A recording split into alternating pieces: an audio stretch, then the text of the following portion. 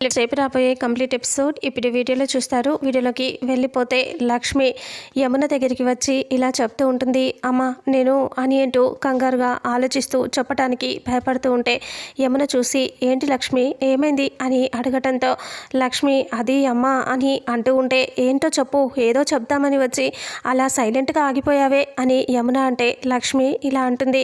అది అమ్మ నేను తిరుపతి వెళ్తున్నాను, ఒక 2 రోజులు తిరుపతి వెళ్ళి వస్తానమ్మా అని అంటే ఏంటి లక్ష్మి సడన్గా అని అంటే అవునమ్మా నేను తిరుపతి వెళ్ళాలని మొక్కుకున్నాను, ఒక 2 రోజులు వెళ్ళేసి మళ్ళీ వచ్చేస్తానమ్మా అంటే 2 రోజుల్లో వచ్చేస్తావు కదా అంటే అవును అని లక్ష్మి చెప్తుంది. ఏంటో ఈ సడన్గా ప్రయాణాలు చేస్తున్నారు, ఇంతకుముందు విహారీ ముంబైకి అని చెప్పి వెళ్ళిపోయాడు, వాడు సడన్గా చెప్పాడు, ఇప్పుడు నువ్వు తిరుపతి అని నువ్వు సడన్గా చెప్పి వెళ్ళిపోతున్నావు, ఇదేంటి లక్ష్మి ఇలా చేస్తున్నారు అని అంటే అదేం లేదమ్మా ఎందుకో మనసంతా బాధగా ఉంది, 2 రోజులు వెళ్ళి వస్తానమ్మా అంటే సరే అని అంటూ యమున చెప్తుంది. లక్ష్మి నేను వెళ్ళి లగేజ్ సర్దుకొని బయలుదేరుతానమ్మా అంటే ఈ చీకటి ప్రయాణంలో ఎలా వెళ్తావు, రేపు వెళ్తూ కనిలే అని యమున అంటే లేదమ్మా నేను ఆల్రెడీ బస్కి టికెట్ బుక్ చేశాను, డైరెక్ట్గా వెళ్ళిపోవటమే అని లక్ష్మి చెప్తుంది. అవునా అయితే సరే వెళ్ళు అని యమున చెప్తుంది. లక్ష్మి అక్కడి నుంచి వెళ్ళి బ్యాగ్లో లగేజ్ సర్దుకుందామని చెప్పేసి వెళ్ళి డోర్ పెట్టుకొని అక్కడ దేవుడికి అమ్మవారికి పూజ చేస్తుంది కదా, ఆ కబోర్డ్ని ఓపెన్ చేసి దండం పెట్టుకుంటూ అమ్మ నేను చేసేది తప్పో రైటో నాకు తెలియట్లేదు, విహారీ గారు చెప్పిన విధంగా నేను నడుచుకుంటున్నాను, అయితే నేను ఆయన వెంట ఇప్పుడు మా ఇంటికి వెళ్తున్నాను, మా వాళ్ళని కూడా నేను మోసం చేస్తున్నాను, ఏం చేయాలో నాకు తెలియట్లేదు అని అంటూ బాధపడుతూ లక్ష్మి దండం పెట్టుకుంటూ ఉంటుంది. ఇంకా ఇది తప్ప నేను ఇంకేం చేయగలనమ్మా, నా వల్ల ఇంతే అవుతుంది, నేనేం చేయలేకపోతున్నాను, విహారీ గారు ఏం చెప్తే అదే చేస్తూ పోతాను అని ఇంక నేను చేసింది తప్పో రైటో నువ్వే నాకు అంత మంచి చేయాలి అనేసి దండం పెట్టుకొని బట్టలన్నీ సర్దుకొని లక్ష్మి బయటికి బయలుదేరుతుంది. బయటికి లక్ష్మి వచ్చేసరికి యమున కూడా బ్యాగ్ తీసుకొని లగేజ్ బ్యాగ్తో బయటికి వచ్చేస్తుంది.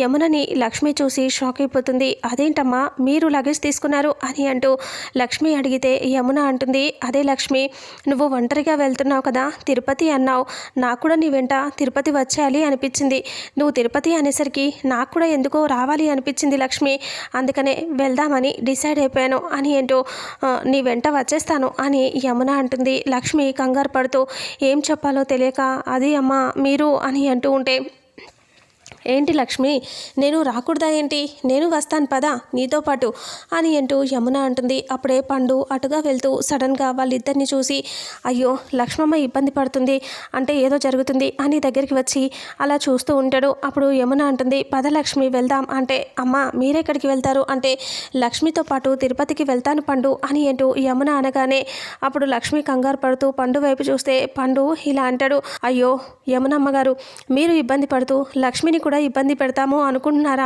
అని అనేసరికి అదేంటి పండు నేను ఇబ్బంది పడటం ఏంటి, లక్ష్మి ఇబ్బంది పడటం ఏంటి అని యమున అడుగుతుంది.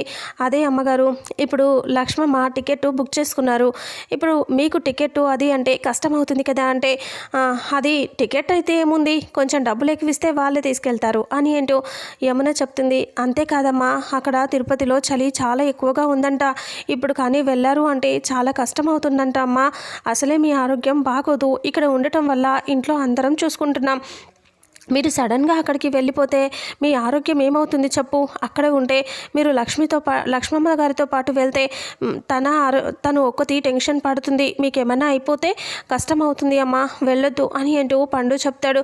అప్పుడే ఆలోచిస్తూ ఉంటుంది యమున. లక్ష్మి కూడా అవునమ్మా మీ ఆరోగ్యం గురించే నేను ఆలోచిస్తున్నాను అని లక్ష్మి చెప్పగానే యమున సరే లక్ష్మి నువ్వు జాగ్రత్తగా వెళ్ళిరా, నా ఆరోగ్యం గురించి మళ్ళీ నా వల్ల నీకు ఇబ్బంది అవుతుందేమో అని అంటూ యమున అంటే సరే అమ్మా నేను వెళ్ళేసి వస్తాను అంటే పండు గేటు దాకా పంపించరా, బస్ ఎక్కించేది సరే వచ్చేసాయి అంటే సరే అమ్మా అనేసి లక్ష్మమ్మ పద అనేసి పండు లక్ష్మిని తీసుకొని వెళ్ళిపోతే యమున లోపలికి వెళ్తుంది. లక్ష్మి అలా వెళ్ళిపోతూ ఉంటే సహస్ర అంబిక అలాగే పద్మాక్షి ముగ్గురు చూస్తూ ఉంటారు లక్ష్మిని. అలాగే చూస్తూ అంబిక అంటుంది ఇదేంటి ఎక్కడికి పోతుంది ఇది అని అంటే నేనే వెళ్ళి దానికి గట్టిగా వార్నింగ్ ఇచ్చాను, నువ్వు ఇంట్లో నుంచి వెళ్ళిపో, ఇక్కడే ఉన్నావంటే నేను చంపేస్తాను అని చెప్పాను పిన్ని, అందుకనే అది ఇంట్లో నుంచి వెళ్ళిపోతుంది అని చెప్పగానే అప్పుడు పద్మాక్షి నవ్వుతూ చూస్తూ ఉంటుంది. అంబిక అంటుంది, నేను ఎన్నో రోజులుగా ప్రయత్నం చేస్తున్నాను దాన్ని ఇంట్లో నుంచి పంపించేద్దామని, కానీ అది ఇంట్లో నుంచి వెళ్ళట్లేదు చూసావా, ఇప్పుడు వెళ్ళిపోతుంది నీ వల్ల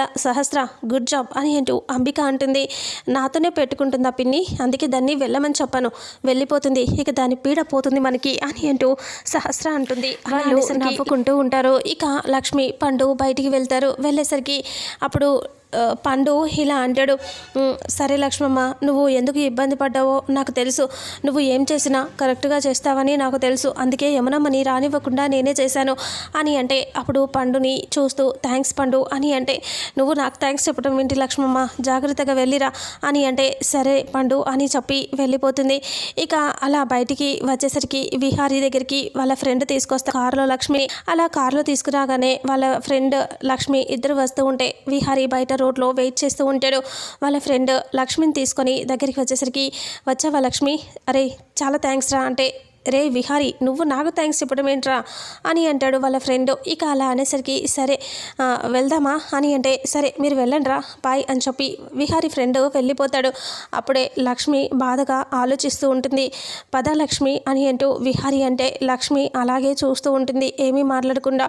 అప్పుడు విహారీ అంటాడు, ఏంటి లక్ష్మి అలాగే ఆలోచిస్తున్నావేంటి, పద వెళ్దాం అని అంటే, విహారీ గారు మీరు నా వల్లే కదా చాలా ఇబ్బంది పడుతున్నారు, ఇంట్లో వాళ్ళకి తెలిస్తే ఏం గొడవ జరుగుతుందో అని నాకు చాలా భయంగా ఉంది అంటే, ఇప్పుడే ఎందుకు తెలుస్తుందిలే లక్ష్మి, ఇప్పుడు నేను వెళ్ళిపోయాను నువ్వు వెళ్ళిపోయావు అనుకుంటున్నారు, అంతేకాని మన ఇద్దరం కలిసి వెళ్తున్నట్టుగా వాళ్ళకి తెలియదు కదా అంటే, అదే విహారీ గారు తెలిస్తే ఏమవుతుందో అని భయపడుతున్నా అంటే, ఇప్పుడు దాని గురించి ఎందుకు ఆలోచిస్తావు, పద వెళ్దాం అని అంటే, నన్ను కానీ మీరు చేసుకోకపోయింటే ఈ కష్టాలన్నీ మీకు ఉండేవి కాదు కదా అని అంటూ లక్ష్మి బాధగా అంటుంది. ఇక విహారీ సరే సరే నువ్వు అవన్నీ ఆలోచించకు పద అని అంటూ లక్ష్మిని పద అని చెప్పి కారులో ఎక్కి కూర్చొని వెళ్తూ ఉంటారు. అప్పుడు లక్ష్మి విహారీ వైపే చూస్తూ ఉంటే, విహారీ ఏంటి లక్ష్మి అలా చూస్తున్నావు అంటే, మీరు నా వల్ల చాలా కష్టపడుతున్నారు విహారీ గారు, నా వల్ల మీకు లేనిపోని సమస్యలు వస్తున్నాయి అంటే, ఇప్పుడు సమస్యలు అనేవి వస్తూ ఉంటాయి, అది కావాలని నేను చేయలేదు, నువ్వు కావాలని చేయలేదు కదా లక్ష్మి, అలాంటప్పుడు మనం ఇప్పుడు దాని గురించి ఆలోచించే ఇబ్బంది పడ్డం ఎందుకు, అవన్నీ వదిలేసి అని అంటూ విహారీ మీ అమ్మ నాన్న దగ్గరికి వెళ్తున్నాం సంతోషంగా ఉండు అని అంటాడు. అలా వాళ్ళిద్దరూ వెళ్తూ ఉంటే లక్ష్మి ఒక పేపర్ తీసి అందులో నుంచి కుంకుమ తీస్తూ ఉంటుంది. ఏంటి లక్ష్మి అది అంటే, నేను ఎక్కడికైనా బయలుదేరేటప్పుడు అమ్మవారి కుంకుమ పెట్టుకుంటాను, మీరు కూడా పెట్టుకోండి విహారీ గారు అంటే, సరే లక్ష్మి అనేసి విహారీ కారు ఆపుతానికి చూస్తూ ఉంటాడు. అంటే కారులో వెళ్తూనే కుంకుమ తీసుకొని పెట్టుకుందామని ట్రై చేస్తే కారు అటు ఇటు కదులుతూ ఉంటుంది. ఇక అప్పుడు 2-3 సార్లు ట్రై చేసినా రాకపోవడంతో అప్పుడు లక్ష్మి అంటుంది, అయ్యో విహారీ గారు డ్రైవ్ చేస్తూ అలా చేయకండి, నేను పెట్టనా అని అంటే, సరే థ్యాంక్స్ లక్ష్మి పెట్టు అని అంటాడు విహారీ. అప్పుడే లక్ష్మి నుదుటన కుంకుమ పెడుతుంది. పెట్టేసి ఇంకా తను కూడా కుంకుమ పెట్టుకుంటుంది. అలా వాళ్ళిద్దరూ హ్యాపీగా వెళ్తూ ఉంటారు. ఇక విహారీని లక్ష్మి చూస్తూ ఉంటే విహారీ లక్ష్మి వైపు చూసి నవ్వుతాడు.